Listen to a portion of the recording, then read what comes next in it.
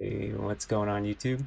Today, I'm going to be showing off the most eye-gouging skill I've ever seen in my entire life, and probably the craziest build I've ever seen in my entire life, and also just insane clear speed, man.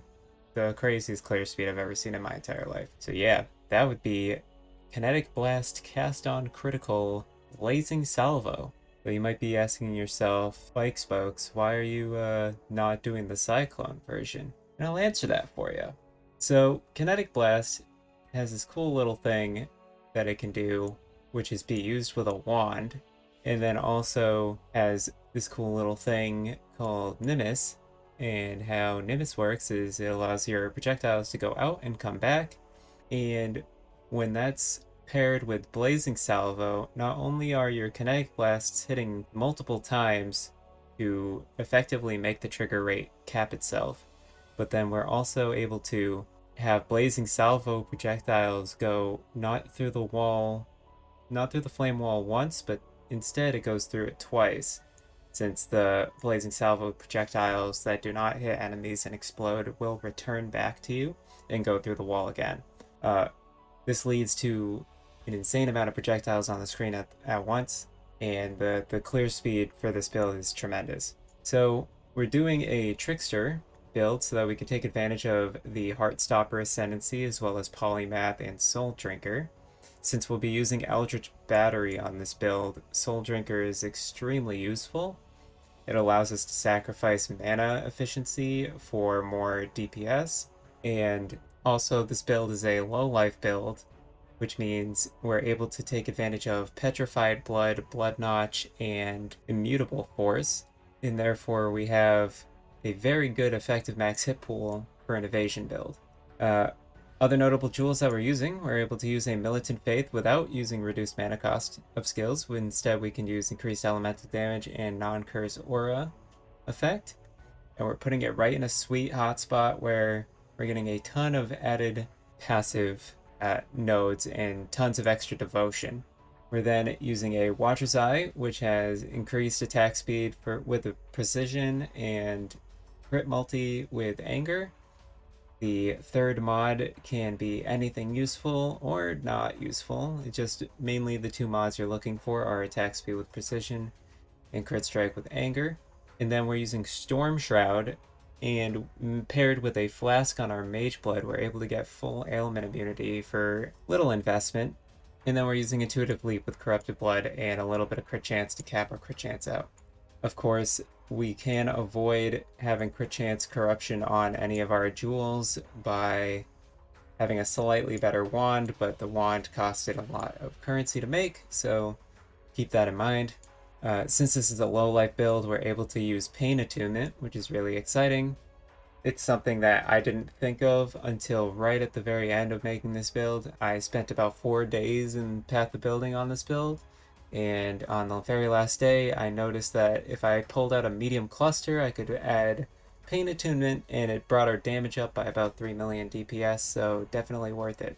So, moving on to skills, it's kind of our passive tree. Oh, I should also point out that we're using a Impossible Escape to get a little bit of extra crit chance for spells, as well as crit multi for spells, up by the Zealot's Oath. Thankfully, this Impossible Escape is extremely cheap and underutilized, so very, very affordable, that is. So moving on to skills, we have in our gloves, we're using Sniper's Mark, Steel Skin, Mark on Hit, and Enhance.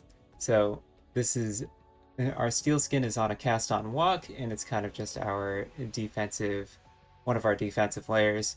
It just provides us a higher effective max hit for physical max hit, since the only time you're really dying with this build is if you're getting one shot or you're getting degen while your Heartstopper is on the wrong side of the buff. So Steel Skin just effectively makes it harder for us to get one hit.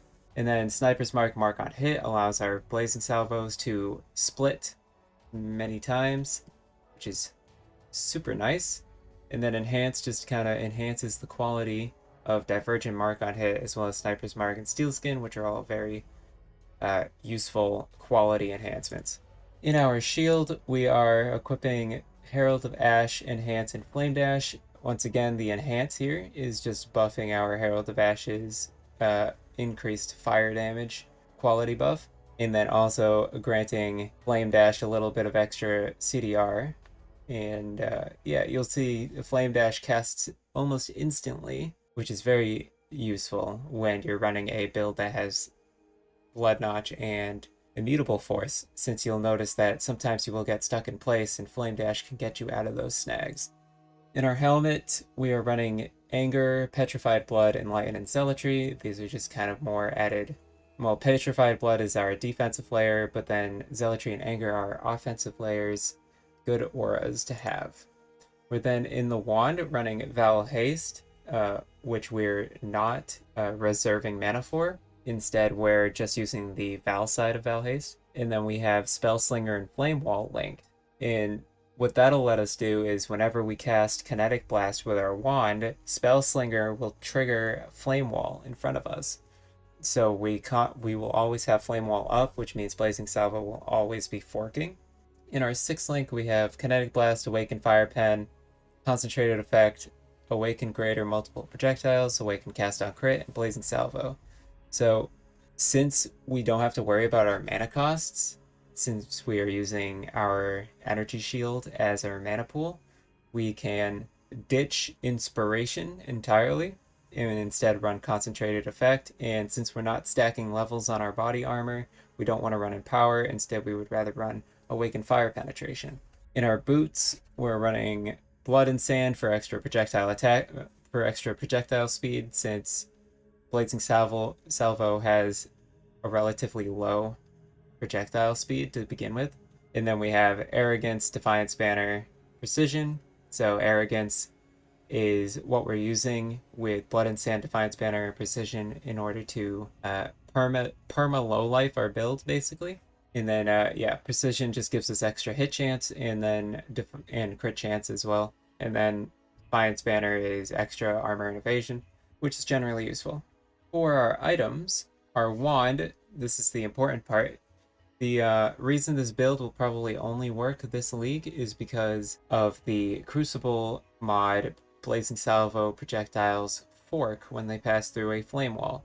But on top of that, we're also getting a minimum power charge, which helps us cap our crit chance, and then increased effect of Onslaught, as well as the buffs expire on you 10% faster is actually pretty useful when we're running Heartstopper, so that we switch back and forth a little faster. And then the added physical should be added fire, but yeah, my combining did not go that way. And then spell crit chance, of course. Apart from the Crucible tree, we're looking at increased fire damage, attack speed, crit multi, level of all fire, and then some crit chance. For our shield, we're basically just working on suppression, spell suppression, and then matching our intelligence to meet our dexterity, as well as a little bit of extra evasion and energy shield, max life, veiled chance to deal double damage, and then crafted on fire damage as extra chaos. For our helmet, we're running Blazing Salvo fires an additional projectile with some extra reservation, as well as more intelligence to help us match our dexterity with some extra life and more, yeah, suppress. For a chest piece, we're running spell crit, attack crit. You can apply an additional curse and 10% chance to gain a frenzy charge on hit, as well as a bunch of increased max life. This allows us to stack frenzy charges as well as apply flammability with our curse and sniper's mark at the same time. Spell crit helps us cap our crit chance of Blazing Salvo, and attacks crit has our kinetic blast have a 100% crit chance. For our gloves, we're running inflict exposure with chance to unnerve in our implicits, and then we're filling out our strength requirements, as well as getting a little bit of extra resistance and some damage while leeching. It's very standard pair of gloves, very easy to craft. For our boots, these are the double influenced chaos resistance boots that you see often. These are obviously always on the market, but basically what we really want here is the chance to gain elusive on crit, onslaught on kill, and cooldown recovery rate, as well as some move speed and extra resistances to help us cap our cold res.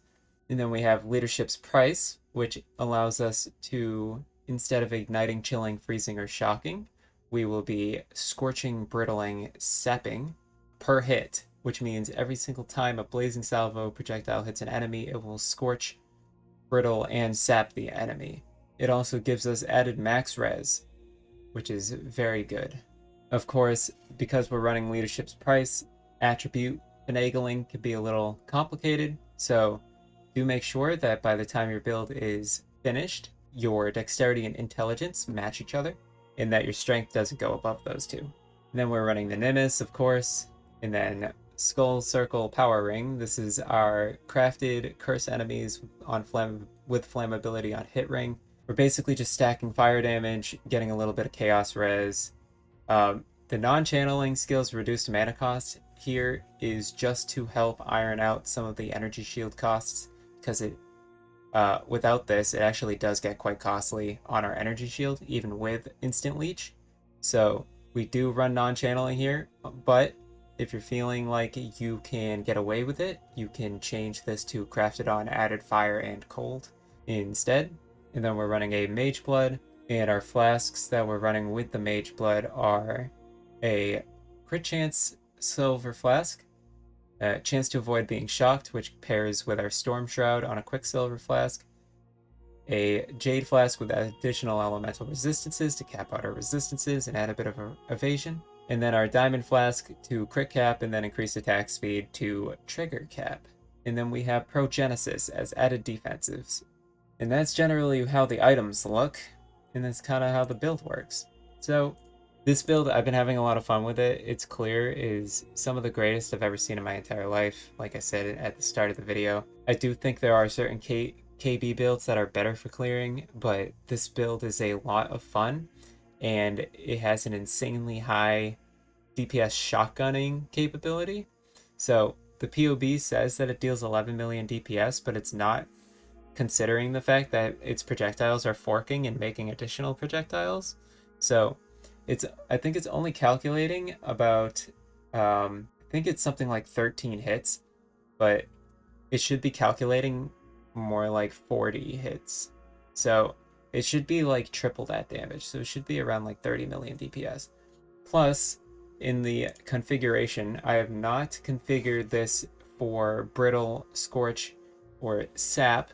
So there's added damage and crit chance and, crit multi and stuff like that added there as well as some extra fire pen. So there is a lot of unseen damage that the POB is not showing. So it is a little bit more than 11 mil.